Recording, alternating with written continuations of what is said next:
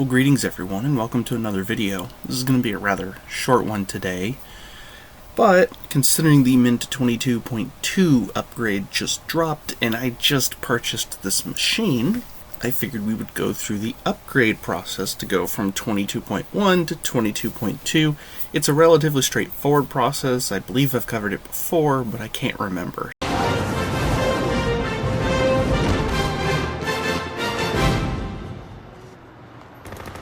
What?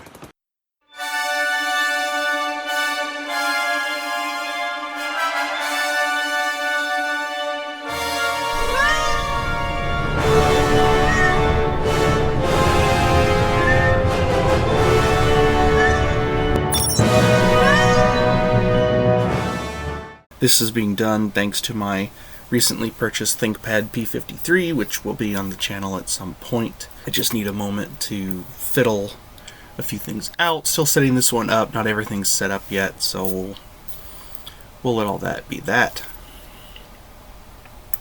So to upgrade from one version of Mint to another is actually really straightforward. The only thing that I would recommend that I'm not going to do here, because this is a fresh install, is use Timeshift to set up a backup, which you can see I haven't done here. You should go ahead and create that snapshot. I'm not going to bother because this is already a fresh install. There's nothing for me to lose here. So what we're going to do is we're going to go into the update manager. If you have any updates here, you should apply them. These are flat packs. I can apply them after the fact. Do you want to do a local mirror? For right now, no. And what you'll do is you'll go into the edit menu and you'll see I'll have an option here to upgrade to 22.2 Zara. And from here, it's pretty straightforward. So you'll hit next, and then next again. You can go to the release notes if you'd like. And there are some things here in the release notes worth talking about. There are some known issues. It looks like there's a shutdown timeout. It's been reduced to 10 seconds, which is fine. There's still a VirtualBox issue, which will says use VM SVGA with no 3D acceleration to prevent a black screen issue. That's interesting. Rendering issues with the application that use WebKit or GTK4. GG, what are you doing? I am literally recording right now. Go away. Get the fuck out of here. Looks like there's some nested virtualization stuff. Xorg crash in virtual machines, installing media codecs. Oh yeah, that G-Streamer thing was a thing before. Didn't actually have a problem with that. Same thing with sound. Pipewire is great. Home directory encryption is slower than full disk. Yeah, that's typical. I don't really do disk encryption, but if you need to, it is there as an option. Yeah, the touchpad drivers was a thing last time around, where if you had issues with the synaptics, which I very rarely have. There's only one machine in my fleet that did have an issue, and I don't even think I switched it back. That's just because the trackpad's crap. Yeah, Mint has a Wine Dash installer to install all the Wine stuff. Ah, that's a nice one. Update alternatives, configure Xcursor theme. Well, that's cool. Give permission to XGG data /icons in the section of other files. Yeah, okay. Yeah, install and run Flatseal. So even the Mint team recommends Flatseal. It's a good application. Thing and TFS volumes. There's a bug regression in 6.8. Nothing crazy. ZFS was removed from the installer. This feature wasn't used by many people and required a significant amount of work and maintenance to... Yeah. It's because Ubuntu just forces ZFS without licensing. So there's no reason to do that. Like to do... Next. Yeah, this new features one. That's what I wanted. Is they upgraded the Sticky Notes application, and they're now compatible with Wayland. I won't touch Wayland in this. I'll do a separate video talking about Cinnamon Wayland. I think that's fair. Yeah, there's a Android application now to the Sticky Notes application, which is cool. The login screen should have a nice little profile picture now, and a little bit of blur. Hypnotic's got some upgrades. I hope it's actually reliable. Fingwit. I actually have a fingerprint reader on here, and we will test that. And the new Libid Weta compatibility, which should be nice for the accent colors. And looked like there were some other issues, or other things with X apps. Yeah, everything got a hint of blue as well. I'm not sure if I'm the biggest fan of that, but I do like this software store will now explain the difference between system packages and flat packs. So nothing groundbreaking.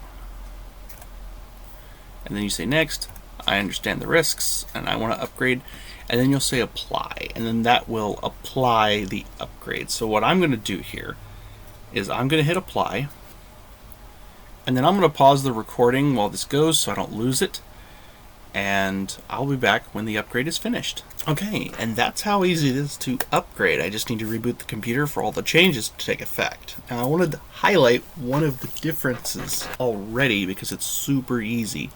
If you pull up this application here, this is the new Mint Y theme. It's got that hint of blue in it compared to the old gray.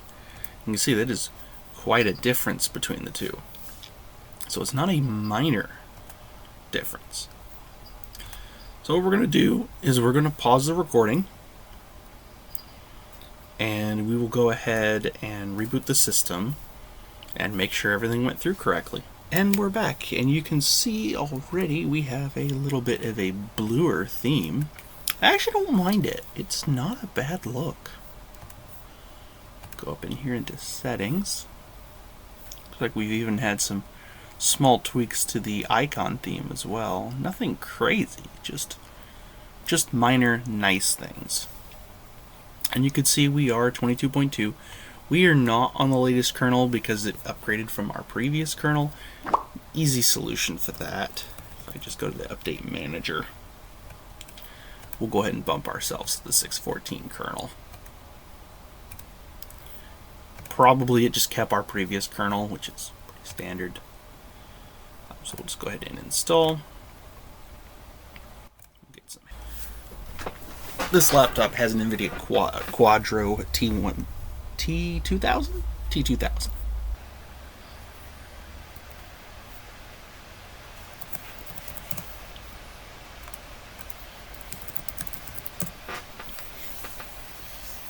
T1000. It's a 4 gigabyte graphics card. Should be pretty nice in Resolve, actually. For now.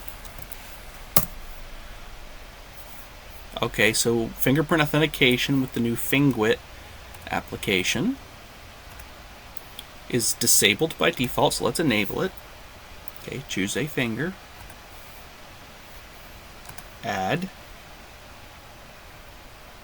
Oh, so you can do up to basically all of them. Now, I usually just configure one finger. But that's it. That is super simple, super nice. I used to have to do this in the command line. This is fantastic to have a GUI application now to do it. So now that it's configured, I go into, say, we'll just get Tilix out and do sudo su. It already configures that, and then I can. This is why I like it, guys. I can just type in a command, touch my finger, and do something. It's purely for convenience, but I like it. Yeah, we can go ahead and exit out. That was the main application for me. I don't really do the Hypnotics player. Supposedly there was a theater mode, no controls F6, or borderless mode, which it does have. It's a thing. And it looks like USA, and looks like there are, you know, free movies and stuff to watch. So we got that installed. I'll have to reboot to get rid of the 6.8 kernel. So that's fine. And I think for the most part, that's all I wanted to do here. There wasn't really much else to talk about. 22.2 is a pretty minor upgrade, and it is worth it if you've already got a system that's running Linux Mint. 22.2 is kind of a no-brainer. So with that, I'm going to let you go so I can finish setting up this system, get signed into everything, and I'll catch you in the next one. Cheers.